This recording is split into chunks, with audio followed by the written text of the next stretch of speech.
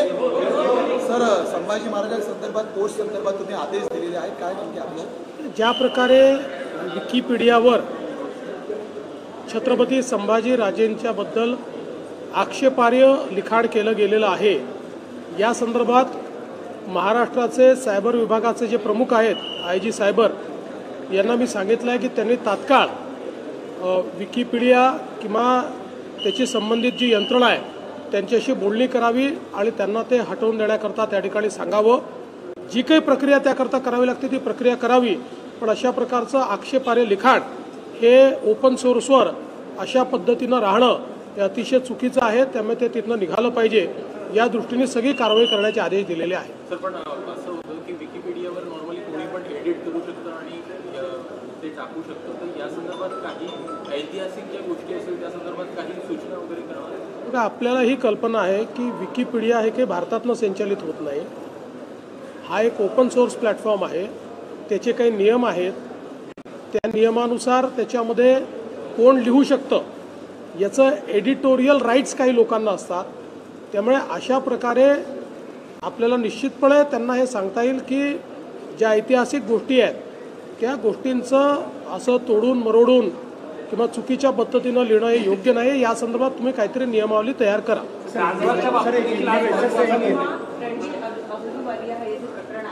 या सगळ्या प्रकरणांमधून असं वाटतंय का की समाज माध्यमांवर जे काही दाखवलं जातं त्याच्या संदर्भात एक नियमावली करणं गरजेचं आहे? हे निश्चितपणे गरजेचं आहेच. मात्र आत्ताची परिस्थिती अशी झाली आहे की समाज माध्यमाचं पूर्वी जॉग्राफिकल ज्युरिस्डिक्शन असायचं, त्यामुळे नियम करणं सोपं होतं. आता जॉग्राफिकल त्याला ज्युरिस्डिक्शन उरलेलं नसल्यामुळे त्याची नियमावली करणं हे कठीण आहे. तथापि केंद्र सरकारशी देखील आम्ही या संदर्भात चर्चा करतो आहोत. आणि विशेषतः शेवटी प्रत्येकाला स्वातंत्र्य आहे, अभिव्यक्तीचं स्वातंत्र्य आहे, पण त्याची देखील सीमा आहे. अभिव्यक्तीचं जे स्वातंत्र्य आपल्या संविधानाने दिलेलं आहे ते काही असीमित नाही आहे. तुम्ही दुसऱ्याच्या अभिव्यक्ती स्वातंत्र्यावर आपल्या स्वातंत्र्याच्या माध्यमातून घाला घालू शकत नाही. त्यामुळे ज्या ठिकाणी अश्लीलता ही परिसीमेच्या बाहेर जाते त्या ठिकाणी कारवाई करणं हे गरजेचं असतं. मात्र या संदर्भात काही नियमावली तयार करता येईल का, जरूर केंद्र सरकारची आमची चर्चा चाललेली आहे. अजून ते झालेलं नाही. अलीकडच्या काळामध्ये कॅबिनेट व्हायच्या आधी काही लोक अजेंडा छापतायत, ही चुकीची पद्धत आहे. आणि मी मंत्र्यांना देखील सांगितलेलं आहे की आपल्या कार्यालयांना सांगा, अन्यथा मला कारवाई करावी लागेल. कॅबिनेटचा अजेंडा हा त्या ठिकाणी पूर्णपणे गुप्त असतो, त्याचीच शपथ आपण घेतलेली आहे. म्हणजे याच्यातनं काही लपवण्यासारखं काही नाही, पण जे नियम आहेत ते नियम आहेत. त्याच्यामुळे आपल्याला देखील माझी विनंती आहे की जी माध्यमं कॅबिनेटच्या आधी अशा प्रकारे कॅबिनेटचा अजेंडा सांगतायत, अजेंडा दाखवतायत, कृपया आपल्या TRP करता किंवा आपल्या खपाकरता पेपरच्या अशा प्रकारे या ठिकाणी नियम मोडू नका. सर, कल्याण डोंबिवलीच्या बाबतीत हायकोर्टाने एक निर्णय दिलाय, मात्र त्याचा फटका कल्याण डोंबिवलीच्या बाबतीत घरांच्या बाबतीत खूप मोठा घोटाळा समोर येतोय. असं आहे, त्या संदर्भात मी स्वतः बैठक घेतो आहे. एकीकडे जे खरे गरजू लोक आहेत यांना कसं प्रोटेक्ट करता येईल, आवश्यकता पडली तर त्याकरता आम्ही सुप्रीम कोर्टात देखील जायला तयार आहोत. सन्मान्य आमचे जे तिथले आमदार आहेत त्यांनी, आमचे जे आता प्रदेशाचे अध्यक्ष देखील आहेत रवींद्र चव्हाण, यांनी मला ती पूर्ण घटना लक्षात आणून दिलेली आहे.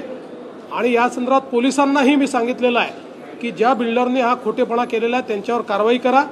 आणि जे लोक जेन्युइन बायर्स आहेत, सगळे जेन्युइन बायर्स नाहीत पण मोठ्या प्रमाणात जेन्युइन बायर्स आहेत, तर त्या संदर्भातली सगळी माहिती मी तिथल्या कमिशनरकडनं घेतलेली आहे.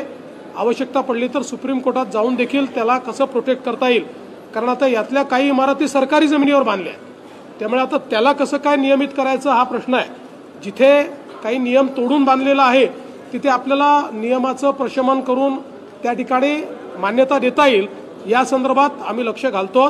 आणि सामान्य माणसाला आणि जो जेन्युइन आहे, ज्याची खरोखर फसवणूक झाली आहे, त्याला कसं प्रोटेक्ट करता येईल असा आमचा प्रयत्न असेल. मुख्यमंत्री वैद्यकीय कक्ष असताना मुख्यमंत्र्यांकडून एक वैद्यकीय कक्ष स्थापन केला जातो, समांतर अशा गोष्टी, याच्यात काही चुकीचं नाही.